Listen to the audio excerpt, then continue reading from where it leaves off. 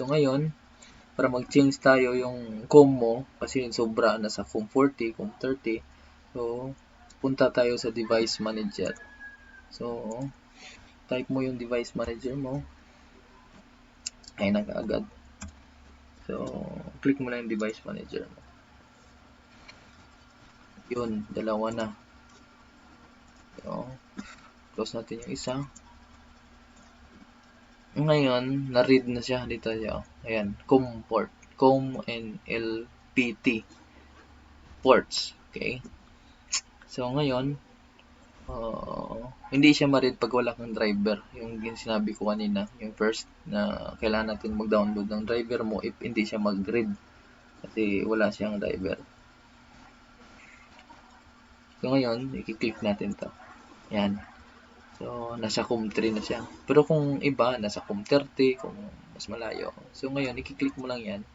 Left click, then right click, then properties, then port settings, then advanced. Yan, lalabas na ito. Advanced settings for COM 3. So, kung na COM 30, so hindi siya nakabilang doon. Yan, i-click mo lang to down. Yung arrow niya. So, ngayon, nasa COM 3 siya. Yung in-use is 4. So, ngayon, halimbawa, walang nasa COM 30 ka. Kasi hanggang COM 256. So, halimbawa, nandyan yung 256 mo. Ngayon, gusto mo ipapasok dito sa COM 1 to 12 kasi yun lang ang nababasa sa TELCHART. So, ngayon, i-change mo lang siya. Kung saan yung hindi in-use, dun ka mag-click para mag-change doon sa box. Ngayon, sa COM 3. Halimbawa, COM 3, 30 yun. So, ngayon, ilagay na sa COM 3. Kasi hindi siya in-use. Then, click OK. Then, click OK. Then, that's it. Nasa COM 3 na siya. Then, close. Babalik ka naman dito. Babalik ka na dito sa para rechecking mo. Balik ka dito sa GPS information mo. So, magiging COM 3 na yan siya. Start mo yung GPS. Ngayon kasi naka-open ka ng TELCHART, hindi mo ma-start kahit na start mo yan siya. COM port error yan. Kasi naka-open ka, siya yung nag-drive ngayon yung TELCHART mo. So, hindi mo siya makuha. Kailangan one at a time lang siya. Okay? So, para magamit mo siya, exit mo muna. And, wala na siya sa TELCHART mo. So, start mo yung GPS mo. Siya naman yung mag-run. Yun. Okay, kung gusto mo naman siya sa TELCHART, i-close mo muna siya. Yan. Then, open TELCHART. Yes.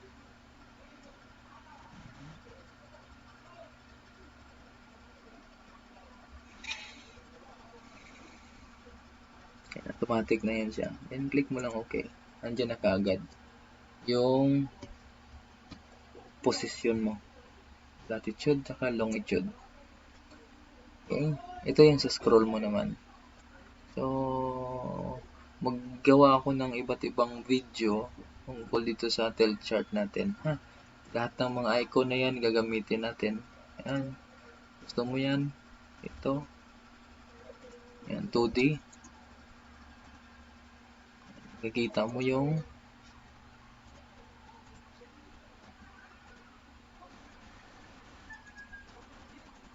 pag 2D ka, ayan,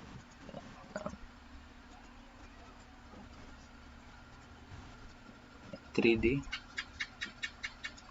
2D tsaka 3D na yan. So, yung 3D mo, yan, ganito yan. Makikita mo yung form doon sa ilalim ng dagat. Okay. Sa mga kanal. So, ito. Ito, ngayon dito. Yan. Yan. Okay. Yan kung sa Manila ka rin. Dito rin yan kasi nasa Cebu ako ngayon eh. So, yan.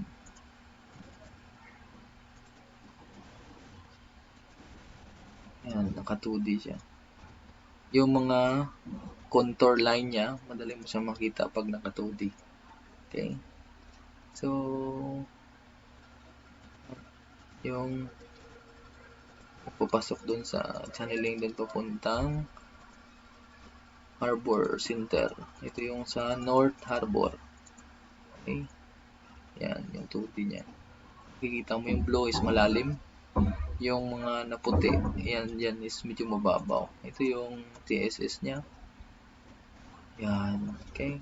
Pag gusto mo makita sa 3D, itsura niya ngayon. Yan. So, i-ano mo lang siya. Ito yung daanan mo sa langitan. Yan. Kung tumatakbo ka dyan, yan, ito yung kanal papuntang North Harbor.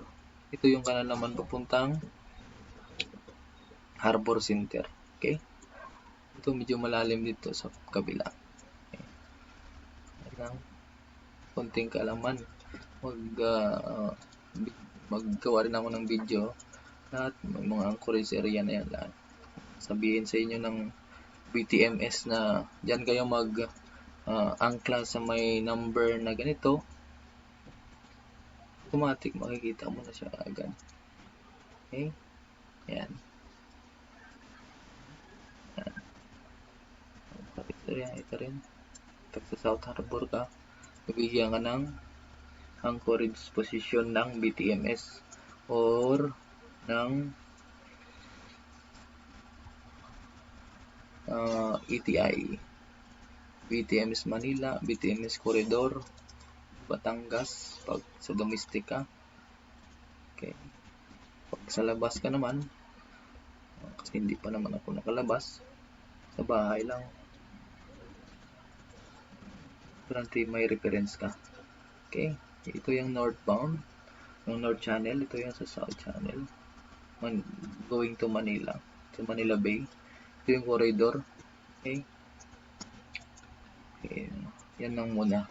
So, naturo ko na sa inyo kung paano install ng GPS sa TELCHART nyo. Exit mo na. Yes. Then, that's all muna.